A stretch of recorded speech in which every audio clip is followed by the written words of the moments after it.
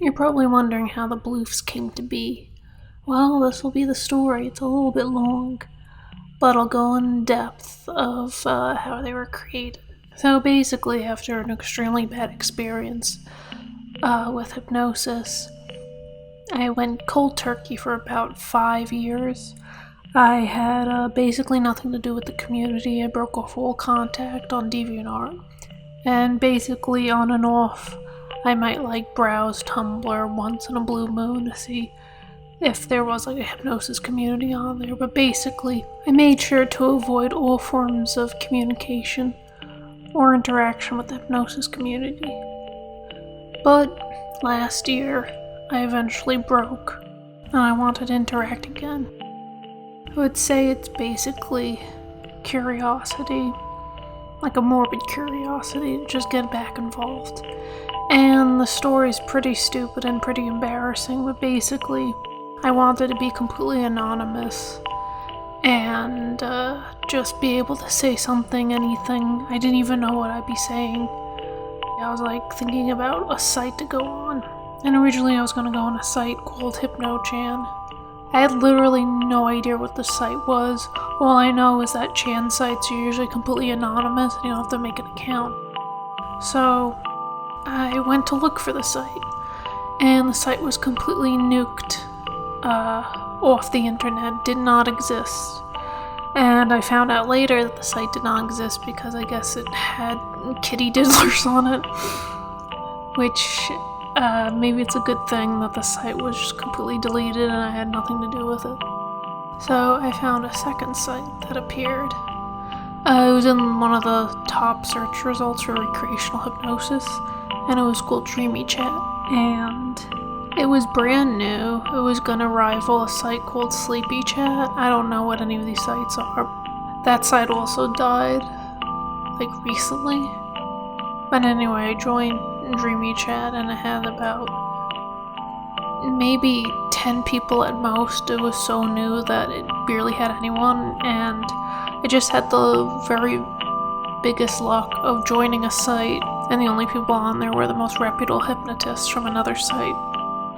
So not only was it not very well known, but also it had some well-known people who are known to be reputable, who were known not to take advantage of people. So my morbid curiosity did not get the best of me because most of the people I knew on there the first time going on were pretty chill people. There were no weirdos or strangers at that moment, and one of my closest hypnosis friends was found through there from the beginning part of it. So given that it was so small, there wasn't much conversation, there wasn't really much going on there, and you could basically have a chill conversation there. So people started liking me there once I started posting some of my art. And then one day I misspelled the word blood as bloof, and that's where the bloofs started. I misspelled in chat and joked about it, and the chat kept joking about it. Then for about a week, they just kept posting bloof. And so finally, I just thought, hey, why don't I put my art skills to use? And I drew a little bloof, little furry bunny. Originally they had these circular eyes instead of spirals, but then I changed it because the chat wanted spirally eyes. They thought it was cuter. And so I just started posting bloofs in chat. That's where I got a lot of people to really notice my work and like it. I wasn't posting it on any website, mostly because of all my bad experiences with hypnosis. And so I became kind of a regular there, just shitposting bloofs all the time, and chat just loving the bloofs. And so that was basically what I was doing most of the time.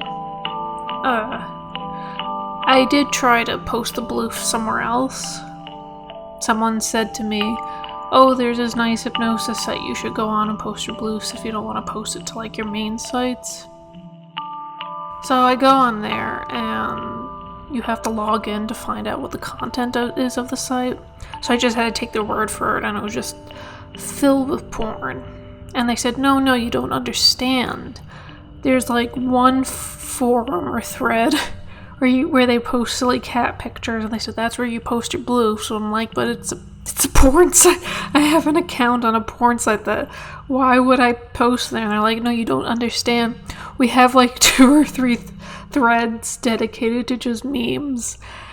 Like, that's gonna like negate the fact that this site is like clearly mature content. But anyway, I just kept posting them there, like storing it inside my Google Drive, never really posting anywhere because I was like too afraid to. And I thought I didn't want to post like generic hypnosis art because what was the point of it? I thought of like posting memes and like comedic things because I felt like I didn't want to do like run-of-the-mill stuff. I wanted to like vary it up a bit and make it interesting. So that's when I thought, why don't I just make a separate Tumblr blog instead of like wanting to post on my main art blogs. And so I started posting on Tumblr, and then it switched to Twitter when Tumblr did that purge, which meant just everything gets purged that the AI flags. And that's basically how the Bloofs got out into the internet. Now the problem with the chat room is that it stopped being kind of like a tiny niche place. Instead was just flooded with people that were just talking about like weird sexual stuff. It was no longer like everyone was just chilling chatting. It just became clearly not the place I wanted to stay in. I mean, I didn't want to like, it's just that I wasn't like, I didn't fit in there. They clearly were running something that was like not safe for work, and I was just like this lame person, this sad Christian Puritan prude who's just posting these shitpost bunnies that people just stopped giving a shit about because these shitpost bunnies weren't porn. And so like eventually people just stopped liking me. They just like, it was clear like once there was more people, and during this chat, once there was like more exposure to this chat and there was just so many people in there, people just started like getting sick of me or forgetting that I even existed. No one liked the Bloofs anymore, and it was like, it's time to just like leave the chat. Like, no hard feelings, but it's just like, this wasn't the environment for me. And on top of that, like, it was kind of like weird, like I did talk with like the admins and I drew some art for them, so if you see the chat, you'll see like some links to my art or my art being used like a long time ago. And I just couldn't go back because on top of the fact that it was like not like a laid back environment anymore, it was clearly purely sexual. On top of that, I literally couldn't list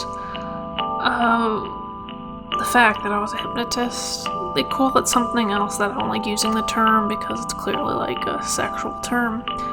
But basically I was both like a hypnotist and a subject, and a lot of like creepers would just comment me and send me messages. I couldn't even like go for like 5 seconds without someone asking for age, sex, and location, so it was not the place I wanted to be at.